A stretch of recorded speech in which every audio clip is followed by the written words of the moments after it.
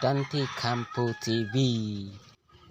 Hello mga guys, magandang umaga. Samahan nyo ako guys, balikan natin si Sir RJ. Araw ngayon ng Martes, September 19, taong kasalukuyan 2023. Babalikan ko po si Sir RJ de Guzman.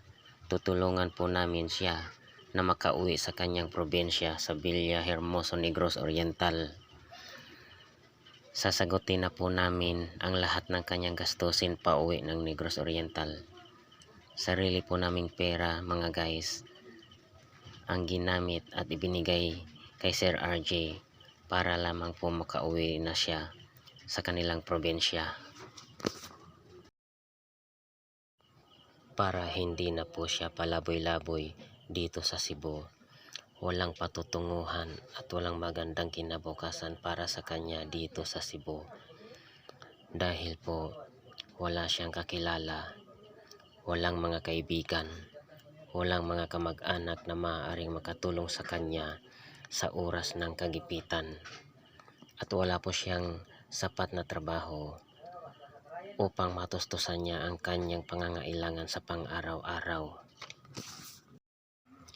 May ipapakiusap po sana kami na matulungan din po sana natin si Tatay Muhammad at ang kanyang asawa na si Nanay Almera na makauwi na rin sila sa kanilang probinsya sa Mindanao. Kasama po sila ni Sir RJ na natutulog lamang sa isang skywalk.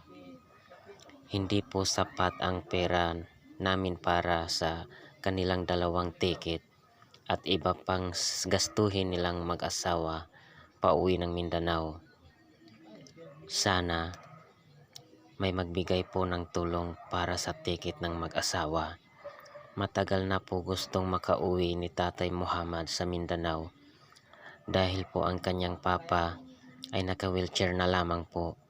Hindi na po makalakad ang papa ni Tatay Muhammad. Kaya lang wala po silang sapat na pera para sa kanilang dalawang ticket.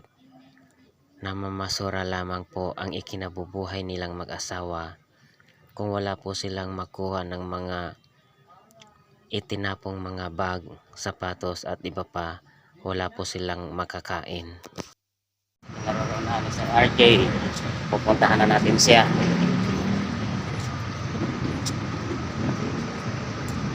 Yan. Guys, nandito na tayo. Akyat na tayo ng skywalk. Yan. Ito mga guys.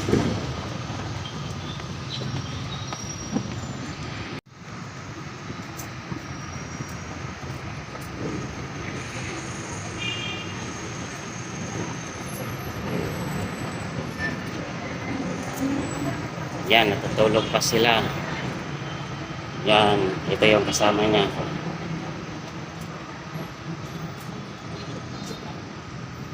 Sir RJ. Sir RJ. Sir RJ, kumusta? Sorry, natutulog ka pa. Nay, magandang umaga. Tay, magandang umaga, tay. Sorry, na-disturbo ko kayo. Yan yung mga kasama niya dito sa skywalk. Uwi tayo. Saan ka pwede maligo dito? Sa?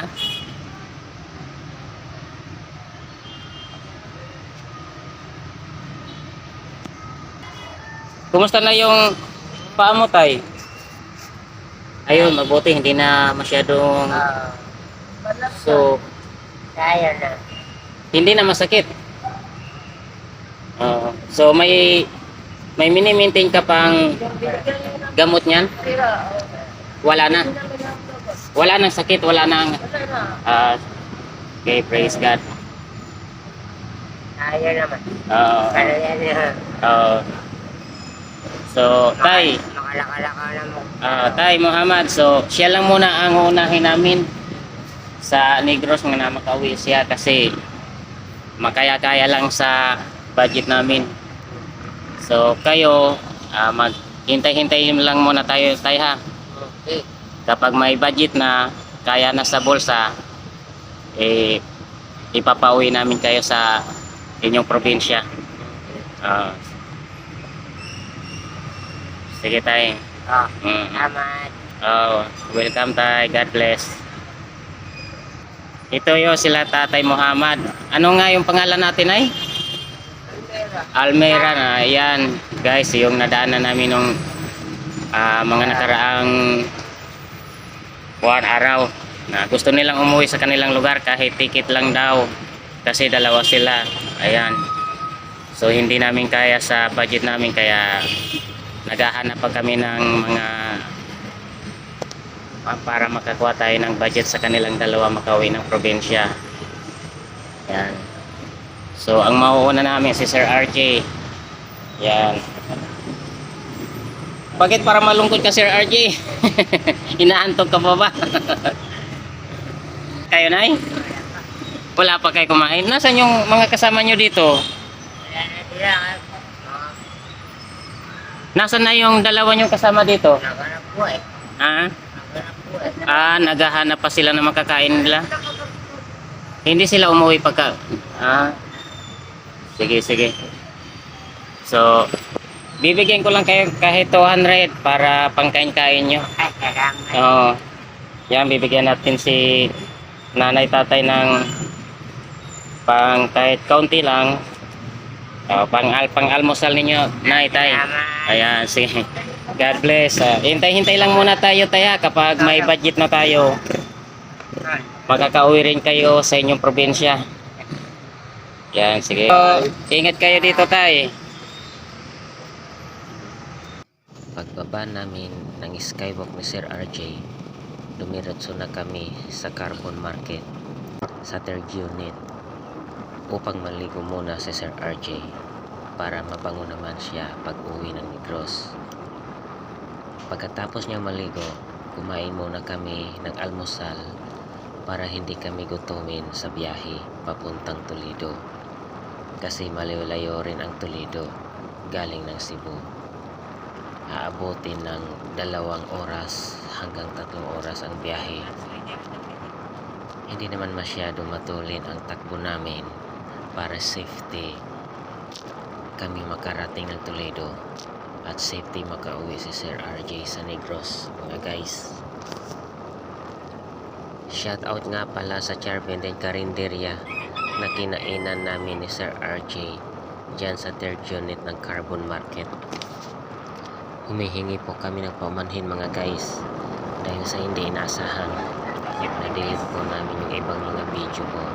Ang pagdating namin sa Port of Toledo, na-delete po ang video po habang kumukuha ng ticket si Sir RJ at saka yung papasok na po si Sir RJ ng barko at yung packet na po siya ng barko, mga guys. Na-delete po namin yung mga guys, pasensya na po kayo.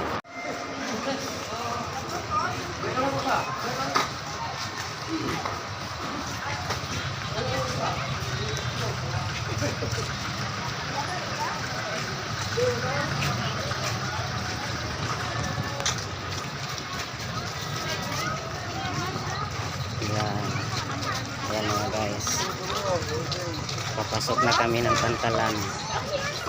Ayan, paalam na Sir RJ, sana maging masaya ka, maligaya sa pag-uwi mo sa sarili mong probinsya. Paalam Sir RJ.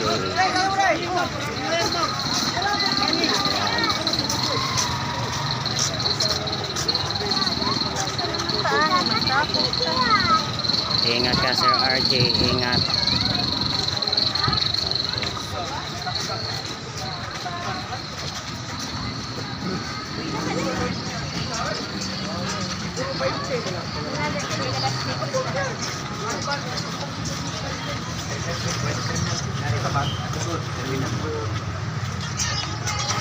Ayan. Terminal fee. Sige, sige, sige. Pag terminal Oh, fee. sige, kukuha pa daw ng terminal fee. Yan, nakalimutan kumuha ng terminal fee. Bumalik si Kuya RJ para kumuha ng terminal fee. Yan. Ayun.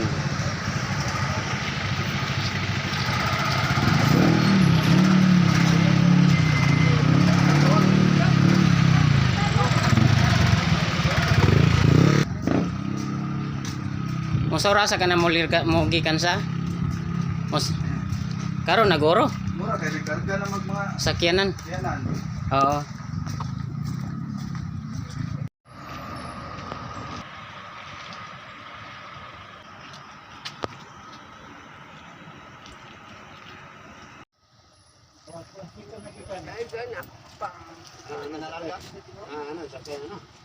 Ayan. Ayan mga guys. Paalam Sir RJ. Babay na Sir RJ.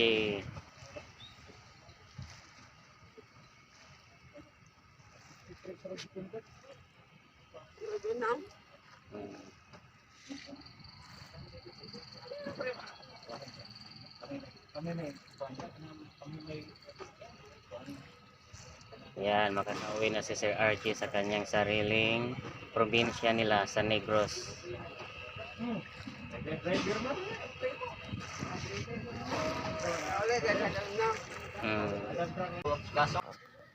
Hinintay ko po muna makaalis ang barko bago po ako umalis pauwi ng Cebu mga guys, para masiguro po natin na nakaalis ng maayos ang barko na sinasakyan ni Sir RJ. Paalam na Sir RJ.